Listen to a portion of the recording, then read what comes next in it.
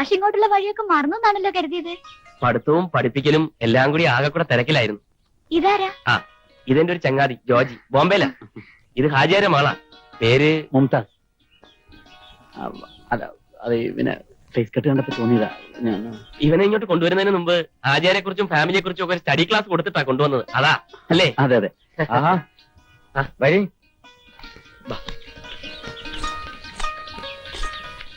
ചെരുപ്പൂരി നേരത്തെ ഊരി. മോള് ചായ എടുക്ക്. മേനോ മാഷ് പറഞ്ഞ ഞാൻ അറിഞ്ഞത് കുഞ്ഞാലിക്കുട്ടിയുടെ ഒരു ചങ്ങാതി ബോംബെയിൽ നിന്ന് വന്നിട്ടുണ്ടെന്ന്. ഇരിക്കെ. എന്താ പേര്? ജോജി. ബോംബെയിൽ എന്താ ചെയ്യണേ? ജോലി അന്വേഷിച്ച് ബോംബെ വരെ എത്തിയതാ. ഇതുവരെ ജോലിയൊന്നും അങ്ങനെ ആയിട്ടില്ലല്ലേ? ഞങ്ങൾ ഒരുമിച്ചായിരുന്നു ബി.എഡിന്. മാഷാവാന്നുള്ളതായിരുന്നു ഞങ്ങൾ രണ്ടുപേരുടെ ആഗ്രഹം. ബി.എഡിന് എന്തായിരുന്നു വിഷയം? മലയാളം. ഒരു മലയാളം മാഷ് പിരിച്ചുവിട്ട ഒഴിവിലേക്കാണ് കുഞ്ഞാലിക്കുട്ടി നിയമിച്ചത്. ചായ കുടിക്കും. കുടിക്ക്.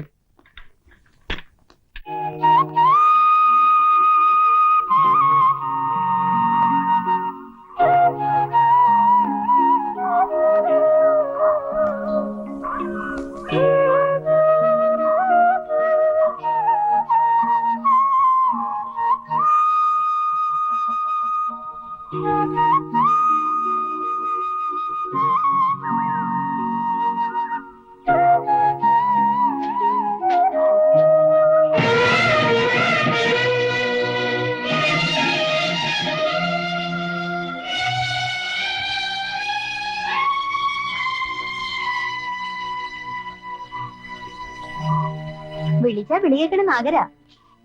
പ്രാർത്ഥിച്ചോളൂ. മാഷിന്റെ മനസ്സിൽ എന്താണ് ആഗ്രഹം എന്ന് വെച്ചാ അത് നടക്കും. ഗൗരി, ഞാൻ എന്താ ഇനിയും പറയാൻ ഭാവമുണ്ടോ? ക്ഷേത്രത്തിൽ നാളികേരം ഉടച്ചത് മാഷല്ലാന്ന്. പക്ഷെ എത്ര ആലോചിച്ചിട്ട് എനിക്ക് മനസ്സിലാവണില്ല.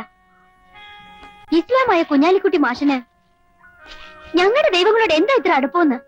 അത് വേണ്ട, മെനഞ്ഞു കെട്ടിയ കഥകളാണെങ്കിൽ എനിക്ക് കേൾക്കണ്ട. എന്തോ ദുരൂഹത ഉള്ളിൽ തോന്നിയെങ്കിലും മാഷിനെ കണ്ടപ്പോ ഒരു പാവാണെന്ന് തോന്നി. അതുകൊണ്ടാണ് പഴയ ആചാരങ്ങളെ ഇന്നും അന്ധമായി വിശ്വസിക്കുന്ന ഏട്ടന്മാരിൽ നിന്നും മാഷിനെ രക്ഷിക്കണമെന്ന് തോന്നിയത്. എന്നെ മാത്രമല്ല, ഒരു കുടുംബത്തെ മുഴുവനാ ഗൗരി എന്ന് രക്ഷിച്ചത്. അതെ, നല്ലവനായ ഒരു ഇസ്ലാമിന്റെ ചോറ് കഴിച്ച പാവപ്പെട്ട എന്റെ അമ്മയും സഹോദരിയും ഇന്ന് ജീവിക്കുന്നു. ഗൗരി ചോദിച്ചില്ലേ, ഇസ്ലാമായ കുഞ്ഞാലിക്കുട്ടി മാഷിന് നിങ്ങളുടെ ദൈവങ്ങളോട് എന്താ ഇത്ര അടുപ്പം? ആ അടുപ്പവും വിശ്വാസവും കൊണ്ട് മാത്രമാ ഞാൻ ഇന്നിവിടെ ജീവിച്ചിരിക്കുന്നതും ദൈവത്തെ പോലെ ഗൗരി വന്നെന്നെ രക്ഷിച്ചതും. ഗൗരിയോട് പറയാൻ എനിക്കൊന്നേ ഉള്ളൂ. ജോനകപ്പറമ്പിൽ മഹേന്ദ്രവർമ്മയുടെ മകന് ഒരു ഇസ്ലാമിന്റെ വേഷം കെട്ടേണ്ടി വന്ന ഗതികേടിന്റെ കഥ സത്യമാണ്. പുരാതനമായ ഹിന്ദു പാരമ്പര്യമുള്ള ഒരു കുടുംബത്തിലെ അംഗമാണ് ഞാൻ. നല്ലവനായ ഹാജിയാരെ കബളിപ്പിച്ചാണ് ഓരോ നിമിഷവും ഞാനിവിടെ കഴിയുന്നു. ആ സ്നേഹത്തിന്റെ മുമ്പിൽ എല്ലാം തുറന്നു പറഞ്ഞാലോ എന്ന് പലവട്ടം ഞാൻ ആലോചിച്ചിട്ടുണ്ട്. എനിക്ക് ആദ്യം സംശയം ഉണ്ടായിരുന്നു.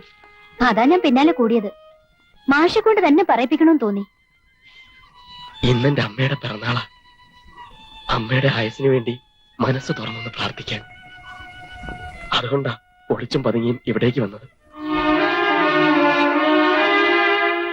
ഇനിയും എന്നെ വിശ്വാസമായില്ലെങ്കിൽ ഗൗരി ഏട്ടന്മാരെ വിളിക്കാം, ഈ നാട്ടുകാരെ മുഴുവൻ വിളിക്കാം. വേണ്ട മാഷെ, നാട്ടുകാരുടെ ഏട്ടന്മാരുടെയും കണ്ണിൽ എന്നും കുഞ്ഞാലിക്കുട്ടി മാഷെ തന്നെ കഴിഞ്ഞാൽ മതി. ഗൗരി, തല്ലാനും കൊല്ലാനും മാത്രം അറിയാവുന്ന കുറുപ്പത്തുകാരെ കുറിച്ച് ഞാൻ കേട്ടിട്ടുള്ളൂ. അവിടുത്തെ കുട്ടിക്ക് ഇത്രയും നല്ലൊരു മനസ്സുണ്ടെന്ന് എനിക്കറിയില്ലായിരുന്നു.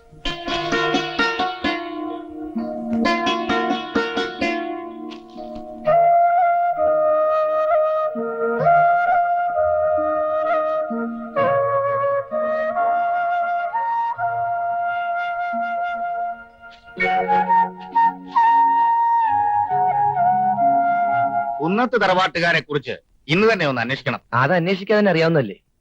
ഇഷ്ടം പോലെ സ്വത്ത്, ഒരേ ഒരു മകൻ. അവർക്കാണെങ്കിൽ നമ്മളുമായിട്ടുള്ള ബന്ധത്തിന് ഇഷ്ടമാണ് ആ കൈമള് പറഞ്ഞത്. എന്നാ ഇനി വൈകിക്കണ്ട. അവൾക്കിപ്പോ കല്യാണം വേണ്ടെന്നാ പറയുന്നേ. എന്താ കാര്യം? ഇനിയും പഠിക്കണം അത്രേ. കുറുപ്പത്തെ തീരുമാനങ്ങൾ എടുക്കുന്നത് അവളല്ല, ഞാനാണ്. പറഞ്ഞേക്കവളോട്. കുറുപ്പത്തെ പെൺകുട്ടിക്ക് രജിസ്റ്ററിൽ ഒപ്പിടാനുള്ള പഠിത്തം മതി. അത് നിനക്കൊണ്ട്. JTPTUC കമ്മിറ്റി പിളർന്നു. യോജിപ്പിക്കാൻ നേതാക്കന്മാർ ആവോ? മാഷേ യുദ്ധം തുടങ്ങുന്ന കാര്യം വല്ലതുകൊണ്ടോ പത്രത്തിൽ? ഉണ്ട്. ഭാരതത്തെ രക്ഷിക്കാൻ ഞാൻ ഉടനെ പോകേണ്ടി വരുമോ? വേണ്ട, കല്യാണം കഴിച്ച ശേഷം സുമാരക്കുറിപ്പ് എപ്പോഴും അകത്താണോ?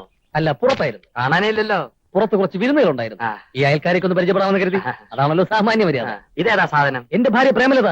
ഓഹോ, ഞാൻ ഡ്രില്ലിയാര് അലിമാഷ്. ഞാൻ അലിയാര് ഡ്രിൽ മാഷ്. വരൂ. സിസ്റ്ററെ, ഭർത്താവിനെ പൊക്കി പറയാണെന്ന് വിചാരിക്കട്ടെ. കല്യാണം കഴിച്ച ശേഷം സുമാരക്കുറിപ്പ് നല്ല താടി ചുരുണ്ട് കൊഴുത്ത് വെളുത്ത സുന്ദരനായല്ലേ?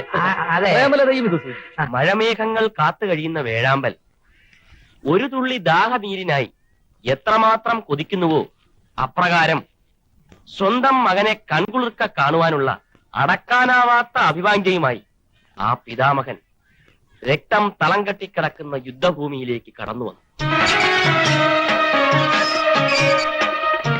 ചതിവിന്റെയും ആത്മാർത്ഥതയില്ലായ്മയുടെയും പൊള്ളയായ മുഖം ആ പാവം പിതാവ് കണ്ടില്ല. അസ്സലാമു അലൈക്കും. നിങ്ങളാ? വരി വരി. മകനെ കാണാൻ കൊതിച്ച അച്ഛന്റെ ഹൃദയവേദനയും വ്യഥയും എപ്രകാരം ഉണ്ടാകുമെന്ന് മുൻകൂട്ടി ദർശിച്ച ഭഗവാൻ കൃഷ്ണൻ അർജുനനോട് ഇപ്രകാരം പറഞ്ഞു. മാഷേ, ഹാജരി വിളിക്കുന്നു. ഞാൻ പോരാ. എല്ലാവരും പുസ്തകം അടച്ചു വെച്ചിട്ട് ഞാൻ ഈ പറയുന്ന ചോദ്യങ്ങൾക്ക് ഉത്തരം എഴുതാമോ എന്ന് ശ്രമിക്കുക. ചോദ്യം 1. ആ പിതാമകൻ സ്വന്തം മകനെ ഈ അവസ്ഥയിൽ കണ്ടാൽ എന്ത് പ്രതികരണമാണ് ഉണ്ടാവുക? ചോദ്യം 2. ആ യുദ്ധഭൂമിയിൽ അദ്ദേഹത്തെ ആശ്വസിപ്പിക്കാൻ ആര് തയ്യാറാകും? ആരും തയ്യാറായില്ലെങ്കിൽ എന്തുകൊണ്ട്? അത് ഞമ്മടെ മോനായത് കൊണ്ടാണ്. പിന്നെ ഉജിരില്ലാണ്ടിരിക്കുവോ? ഓന് ഞമ്മടെ മതഗ്രന്ഥത്തിൽ മാത്രമല്ല, ഹിന്ദുക്കളുടെ മതത്തിലും നല്ല പിടിപാടാ. സത്യം പറഞ്ഞ ഇങ്ങളിത് പറയണ കേട്ടപ്പോ നമ്മുടെ മനസ്സങ്ങ് നിറഞ്ഞ് ദുബായി പോണം നമ്മളോട് വാശി പിടിച്ചിരുന്നവനാ. ഇങ്ങോട്ട് വരാമെന്ന് സമ്മതിച്ചപ്പോ ഇത്ര ശോഭിക്കുമെന്ന് നമ്മൾ നിരീക്ഷിച്ചില്ല. ഓരോ ഘട്ടത്തിൽ ഇങ്ങളെ പറ്റി വലിയ കാര്യങ്ങളാണ് പോയി എഴുതുന്നത്. നിന്റെ ബാപ്പ കൂടി വന്നിരിക്കുന്നു. അപ്പോ വീട്ടോട്ട് പോകാം. വീട്ടിൽ പോണ്ട.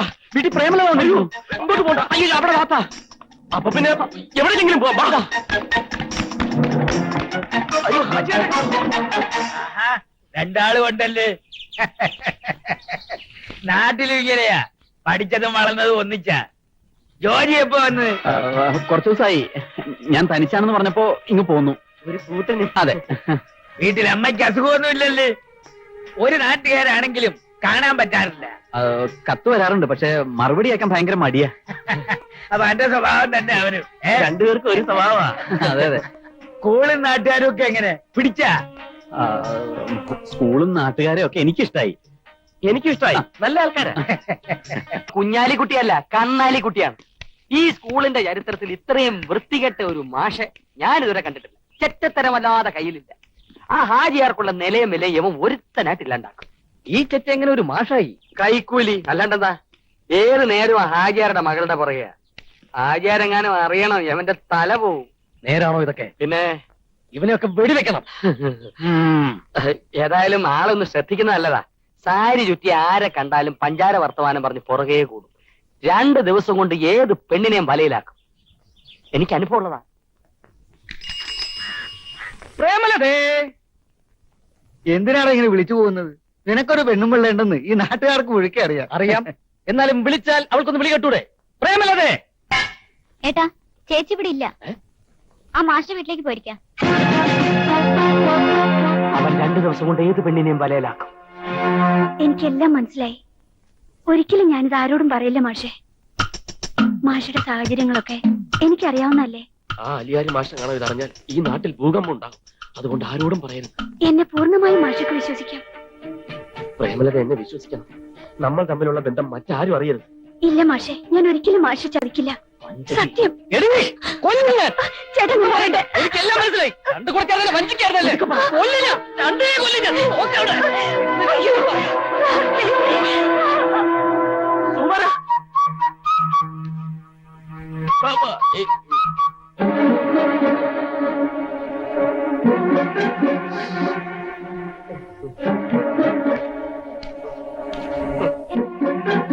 മലയാളം മാഷേ ജോജി കേട്ടു, എല്ലാം ഞാൻ കേട്ടു. ജോനകപ്പറമ്പിൽ ജിതേന്ദ്രവർമ്മ കള്ളഹിമാറെ മുസ്ലിം സമുദായത്തെ മുഴുവൻ നീ വഞ്ചിച്ചു. വിടില്ല ഞാൻ, പടച്ചോനാണ് വിടില്ല. ഈ വിവരം ചൂടോടെ ഞാൻ ഹാജിയാരെ അറിയിക്കും. എന്നെ ചതിക്കരുത്. ഞാൻ വേണമെങ്കിൽ മാഷിനെ കാല് പിടിക്കാം. വന്നു കയറിയ ഉടനെ എന്റെ കാല് വാരിയെന്നല്ലേ നീ? വിടന്നെ, എന്റെ രക്തം തിളയ്ക്കുന്നു. ഇസ്ലാമിന്റെ രക്തമാണ്. വിടില്ല ഞാൻ, നിന്നെയും വിടില്ല, നിന്റെ മറ്റവനെയും വിടില്ല. ഈ നാട് മുഴുവൻ മനസ്സിലാക്കട്ടെ നീ ആൾമാറാട്ടക്കാരനാണെന്ന്. ചോരയും നീരുമുള്ള മുസ്ലിം സഹോദരങ്ങളുണ്ട് ഈ നാട്ടില്. ഇതിന്റെ മറുപടി അവര് പറയും. കള്ള ഹിമാറെ. Left right left. ഹാജിയാരെ! ഹാജിയാരെ! പറയുന്നൊന്ന് കേൾക്ക്. എന്തിനും സമാധാനം ഉണ്ടാക്കാം. എടുത്തി ആടി ഒന്നും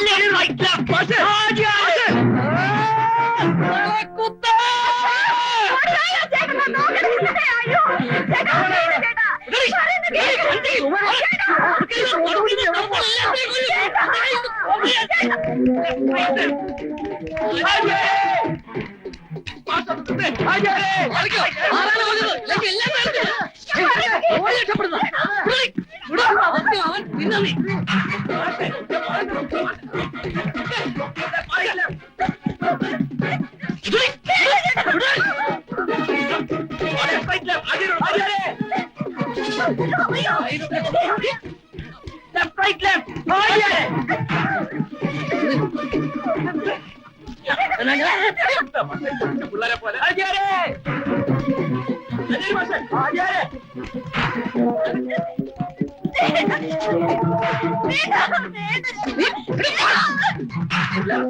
എന്തിനു സമാധാനമുണ്ട്.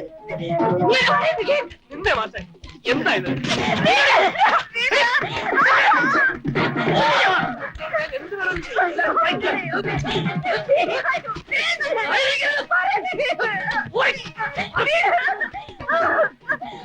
അനിയന് പക്ഷെ നിന്നേ. അയ്യോ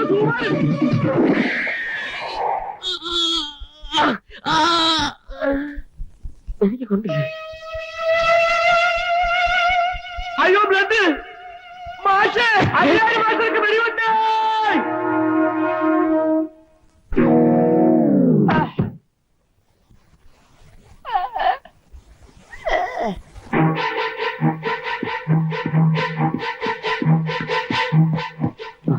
കാതറെ, അലിയാർക്ക് എങ്ങനെയുണ്ട്?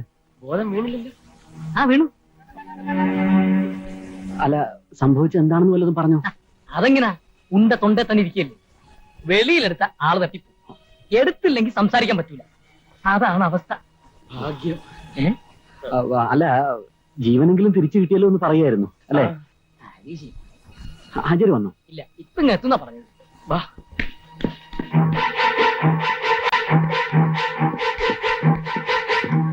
മാഷേ, ഡ്രിൽ മാഷേ.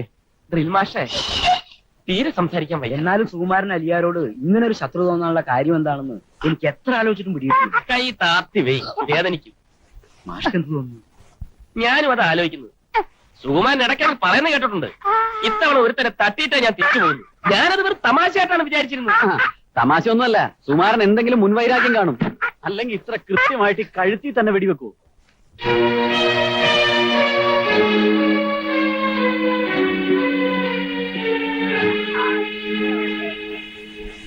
ഷബൂറ, എന്താ പിന്നെ ഉണ്ടായത്? വിശദമായി ഒന്നും അറിയില്ല. ഏതായാലും ഭയപ്പെടാനൊന്നുമില്ലെന്നാ ഡോക്ടർ പറഞ്ഞത്. സമാധാനമായിരിക്കല്ലേ? പടച്ചോന്റെ കൃപ കൊണ്ട് ഒരാപത്തും വരില്ല.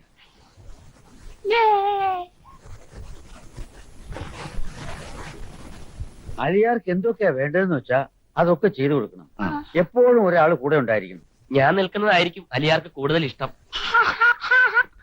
വിഷമിക്കണ്ട, ഞാനും കൂടെ നിൽക്കാം. ഒരുമിച്ച് കഴിഞ്ഞവരല്ലേ, അതിന്റെ സ്നേഹ. മാഷക്കൊന്നും പറ്റില്ല, ഞങ്ങൾ കൂടെ തന്നെ ഉണ്ടാവും.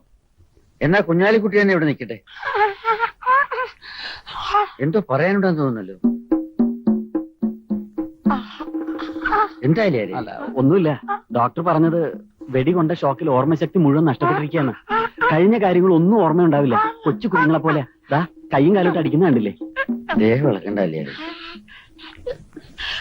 സമാധാനമായിരിക്കും ഞാൻ പോയിട്ട് വരാം. കൈവിട് കൈവിട്. ഞാൻ പോലീസ് സ്റ്റേഷൻ വരെ പോവാം. പോലീസുകാർ വല്ല ഏടാകൂടം എഴുതി പിടിപ്പിച്ചാൽ പിന്നെ അതിന്റെ പുറകെ ചുറ്റിത്തിരിയും. പോയി നോക്കട്ടെ. കേട്ടല്ലോ ആചാര്യൻ ഞങ്ങളെയാണ് ഏൽപ്പിച്ചിരിക്കുന്നത്. അനങ്ങാട് അവിടെ അടങ്ങി കിടന്നു. ഇവൻ കുഞ്ഞാലിക്കുട്ടിയല്ല, ജോനകപ്പറമ്പിൽ ജിതേന്ദ്രവർമ്മയാണ് എന്ന് ഹാജിയാരോട് പറയണം അല്ലേ?